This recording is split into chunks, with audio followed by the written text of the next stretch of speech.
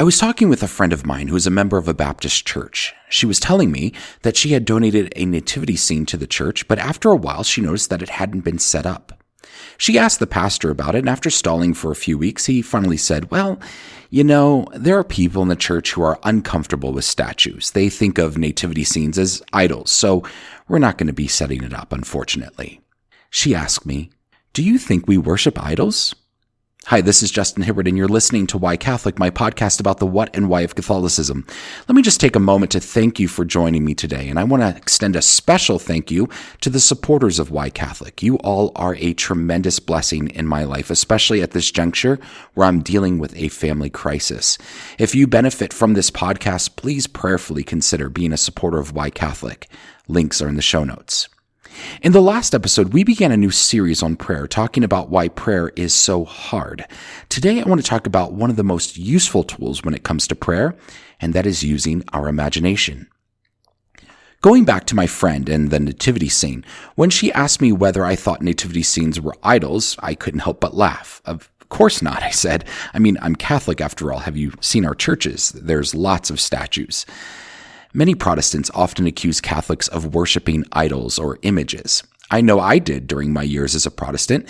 When I was a Protestant pastor, I went to a relative's wedding. It turns out that the bride was Catholic, and so they were getting married in a Catholic church. They asked if I would do one of the readings, and I agreed. And during the rehearsal, I was told that when I approached the sanctuary, the stage area, I was supposed to bow. Thinking they were asking me to bow to the giant crucifix that was above the stage, I told my wife, "I'm definitely not bowing to a statue. That's blatant idolatry."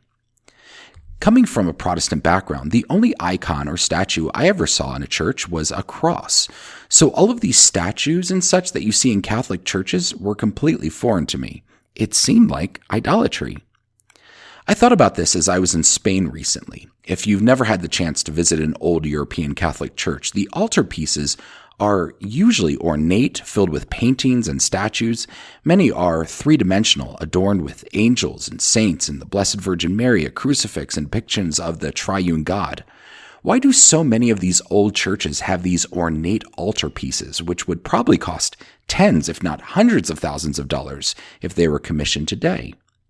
To understand that question, we have to go back to the traditional Latin Mass, the form of the Mass that was universal in Roman Catholic churches up until 1969, when it was replaced with the Novus Ordo. In the Novus Ordo Mass, the priest stands behind the altar facing the congregation. But in a traditional Latin Mass, the priest faced the altar with his back to the congregation. It was as though he was saying Mass on behalf of the congregation. If you've been to a traditional Latin Mass, you can envision it. If not, imagine watching as the priest elevates the host. His back is turned to you, and so you see the host rising up to heaven with the backdrop of all of these statues of angels and saints. You see the crucifix extending towards the elevated host, and then as you look up towards the top of the altar, you see depictions of heaven. The purpose of those statues and paintings is to depict the reality we believe is taking place during the Mass. As I talked about all the way back in the early episodes of this podcast, we believe that there is only one Mass. Mass is the Last Supper. It is the crucifixion. It is the present moment, and it is the marriage supper of the Lamb. In Mass, heaven is kissing earth, and we are exiting our temporal time and space in order to enter into eternity. And while that's the theological understanding of what's going on, oftentimes it's difficult for our minds to enter into that theology. That's why imagination is so important. Imagination is not hard for children, but for whatever reason, it is challenging for adults. There's a line in the song Stressed Out by 21 Pilots that says, "Out of student loans and treehouse loans, we all would choose the latter." I think that line aptly articulates the challenge of adulthood. We give up our dreams of tree houses for the reality of needing to go to college in order to get a good job so that we can pay for our college loans and eventually a house to raise a family. I think there is something so attractive to adults about a child's imagination. It's as if we long to go back to those days before we were shackled with the necessities of a practical life and relive in our world of imagination. I've mentioned in another episode a friend of mine whose grandson got a basketball as a gift. He loved that basketball, and he even brought it to church and was dribbling in the parking lot after Mass. At some point, they couldn't find the boy anymore. He had run off somewhere. A few minutes later, he came out of the church carrying his basketball, and his grandfather asked, "Why did you take your basketball into the church?" To which the little boy responded, "I wanted to show Jesus my new basketball." Sure enough, he had taken the basketball right up to the tabernacle and proudly showed it off to Jesus. In Matthew 18, Jesus said that we cannot enter the kingdom of heaven unless we become like a little child. What does it mean to become like a little child? I think many believe that Jesus is calling us to childlike faith. But what does it mean to have a childlike faith? How is a childlike faith different from an adult faith? The answer, I believe, is imagination. I love how G.K. Chesterton puts it in his book Orthodoxy, quote, "But we have sinned and grown old, and our Father is younger than we," end quote. Children have a faith that is able to see beyond the visible. And isn't that faith? As Hebrews 11:1 says, quote, "Faith is the assurance of things hoped for, the conviction of things not seen," end quote. Now, what I am not suggesting is that we need to play make-believe when it comes to our Christian faith. The difference between make-believe and imagination in this context is that we are not making things up that don't exist. Rather, we are imagining the world that does indeed exist, that we may not be able to necessarily see with our eyes. I've been doing the Exodus 90 program for the past while, and every reflection begins with a prayer, and that prayer begins the same way. Let us remember that we are in the loving presence of God. You see, perhaps the biggest hurdle in a prayer life isn't the discipline of prayer per se. It's not how do I pray or how do I prioritize prayer. It's remembering that we are in the presence of God. If we just take time to remember that we are in the presence of God, then prayer, I would think, would come naturally. Just like when we are in the presence of a friend, we converse with them. However, if we fail to remember that we are in the presence of God, then prayer may just become rote and an empty ritual. It may become more about us doing the activity than what prayer is really about, connecting with a living God. Oftentimes, before I begin praying, whether it's the liturgy of the hours, or the rosary, or something else, I have to pause and actually picture Jesus standing next to me. If I pray in the car, I imagine God sitting in the front seat. If I'm walking through my house, I envision the Holy Spirit surrounding me. This makes prayer much less difficult and much more natural. Brother Lawrence talked about this in his book, Practicing the Presence of God. He says, quote, "We need only to recognize God intimately present with us, to address ourselves to him every moment, that we may beg his assistance for knowing his will in things doubtful, and for rightly performing those which we plainly see he requires of us, offering them to him before we do them, and giving him thanks when we have done." End quote. As Brother Lawrence saw it, the discipline of a prayer life began with a discipline of the mind. He says elsewhere, quote, "One way to recollect the mind easily in the time of prayer and preserve it more in tranquility is not to let it wander too far in other times. You should keep it strictly in the presence of God, and being accustomed to think of him often, you will find it easy to keep your mind calm in the time of prayer, or at least to recall it from its wanderings." End quote. The battle to pray doesn't begin with the will, but rather with the mind. As St. Paul notes in Romans 12:2, quote, "Do not conform to the pattern of this world, but be transformed by the renewing of your mind," end quote. The pattern of this world is sensationalism and a saturation of media. We're fed images all day long, and studies have shown that our brains are least active when we are consuming media. When I was growing up in the 80s and 90s, I spent a lot of my time outdoors.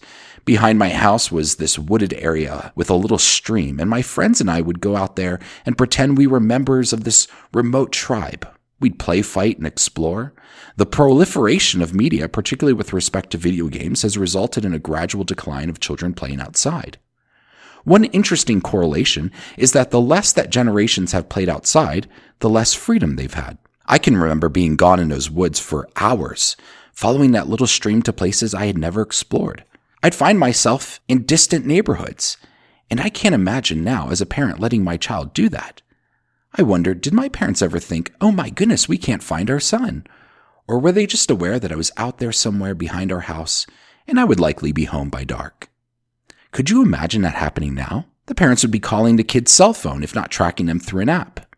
The loss of imagination has led to a loss of freedom.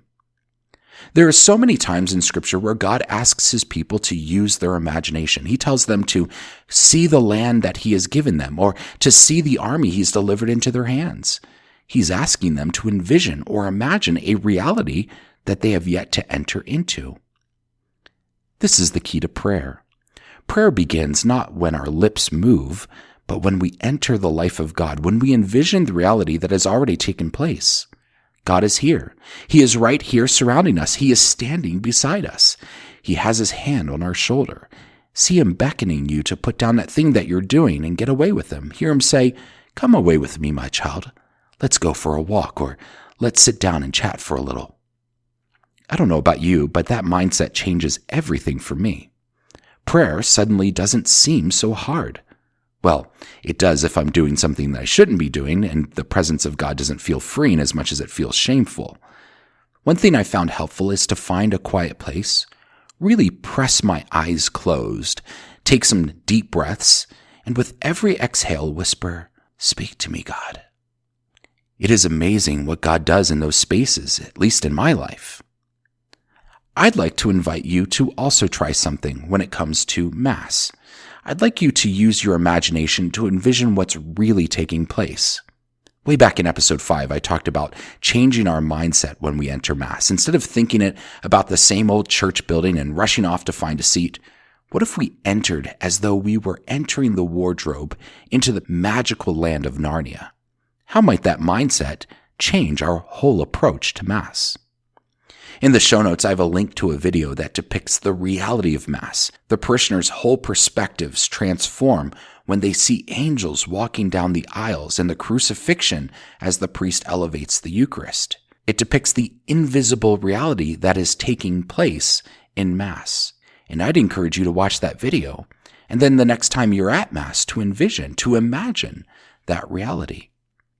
I want to come back to that idea of using images and statues in our worship and prayer times. Images can be extremely helpful aids to imagine the reality taking place.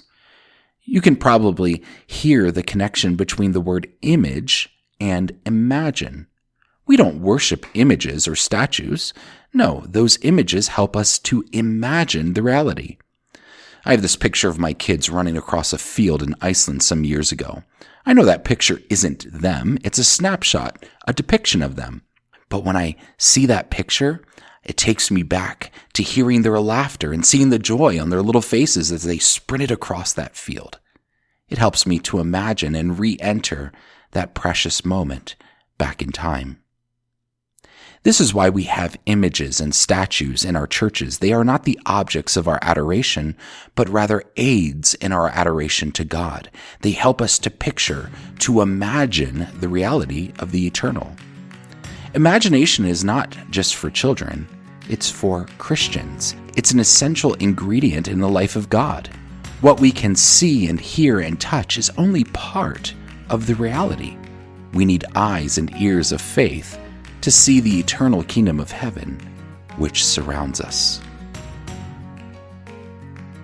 Thank you for joining me for Why Catholic. Be sure to subscribe to Why Catholic wherever you get your podcasts. And you can also subscribe to my Substack site and get the next episode in your email inbox. As a subscriber, you get a special discount code to the Why Catholic Etsy store. If you've been blessed by this podcast and you're feeling generous, there's also a way to financially support it, and patrons get some extra perks. To become a free subscriber or a patron, just go to whycatholic.substack.com/subscribe. Also join me on Instagram at whycatholicpodcast, all one word. Thanks again for listening. My name is Justin Hibbard, and this is Why Catholic. God bless you.